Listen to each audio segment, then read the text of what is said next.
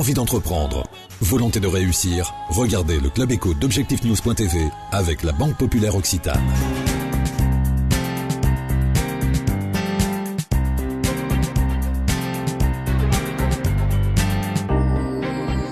Bonsoir, bienvenue dans le Club Éco d'Objectifnews.tv. Nous recevons ce soir François Lenné, le directeur associé de Auriga Partners.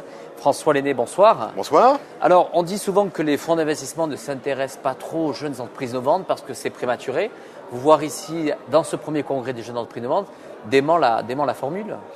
Alors nous sommes un fonds d'investissement que je qualifierais de early stage, donc qui intervient plus assez tôt dans la vie des entreprises. On gère 350 millions d'euros qu'on investit par paquet de 0,5 à 3-4 millions d'euros. Donc on peut intervenir vraiment tôt dans la vie d'entreprise. Maintenant, beaucoup d'entreprises sont quand même trop tôt par rapport à nous. Et donc c'est vrai qu'il y a une phase de la vie d'entreprise où ce sont d'autres modes de financement que nous qui interviennent. Mais on peut investir très tôt, voire co-créer avec d'autres les entreprises. Ça nous est arrivé dans plusieurs de nos fonds. François Lenné, le siège social en tous les cas d'Auriga Partners est sur Paris. Est-ce que ça veut dire que vous menez aussi une stratégie pour voir ce qui se passe dans les régions et identifier ce que seront les pépites de demain? Bien sûr. Alors nous investissons la moitié de notre argent en France, l'autre moitié hors de France à peu près. Et cette moitié en France s'investit dans toutes les régions de France. Des dossiers viennent nous voir, mais on va aussi en région. Moi je vais souvent en Bretagne, à Toulouse, à Nice pour aller regarder, voir les incubateurs et voir tous les événements de rencontre de start-up comme il y en a ici. Alors sur la JEI, je voulais ajouter un point également, qui est que au sein d'Auriga, on a également une action pour l'écosystème. Et à ce titre-là, avec d'autres personnes, j'ai créé dans la périphérie d'Innovat un événement qui s'appelle le Collège des entrepreneurs, qui a lieu tous les ans depuis maintenant 5 ans, qui va avoir lieu le 14 décembre prochain à Paris, et qui est un événement de formation par échange avec des entrepreneurs plus aguerris pour les entrepreneurs en démarrage, tout démarrage, les jeunes entrepreneurs innovants. Et donc on aide aussi ces entrepreneurs-là par d'autres façons que par de l'apport en argent. Alors François Lenné, il y a aussi cette question qui revient souvent. Est-ce qu'aujourd'hui, pendant la période de crise que nous avons connue, il y avait eu moins de projets pour vous?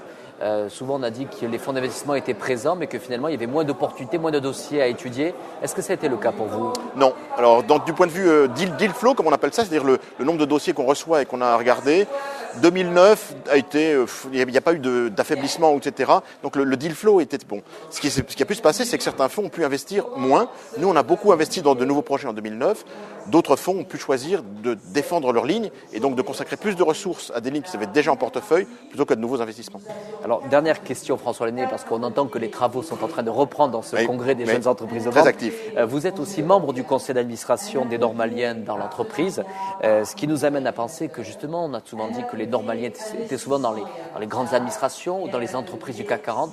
Là aussi, il y a un changement de culture, changement de mentalité. Alors je pense que oui, et qu'il y a des possibilités. En fait, l'idée qu'on a eue au sein du club des Normaliens dans l'entreprise, c'est de se dire, il y a en France des entreprises qui ne sont pas forcément des start-up, qui sont des entreprises moyennes, entre 50, 250, 500 employés, et qui sont en croissance rapide, et donc qui embauchent.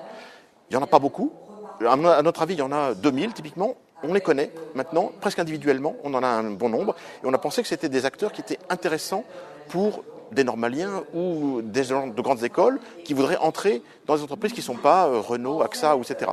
Et donc on pense qu'il y a quelque chose à faire et on est actif. On sera d'ailleurs dans un canard économique à partir de 2011 pour effectivement faire une tribune toutes les 2 semaines, je pense, ou toutes les semaines, on va voir, sur ce thème-là.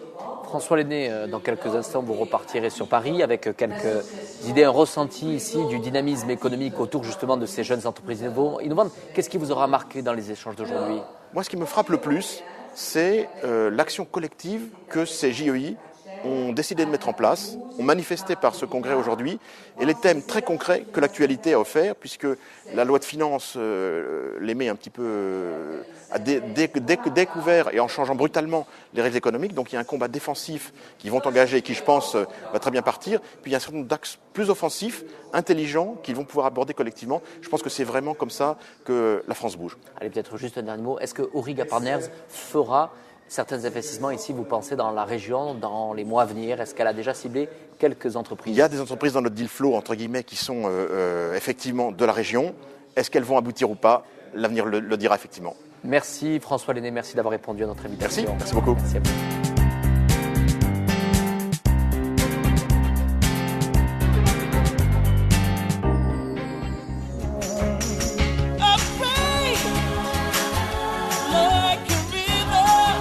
Envie d'entreprendre? Volonté de réussir? C'était le Club Éco d'Objectif News.tv avec la Banque Populaire Occitane.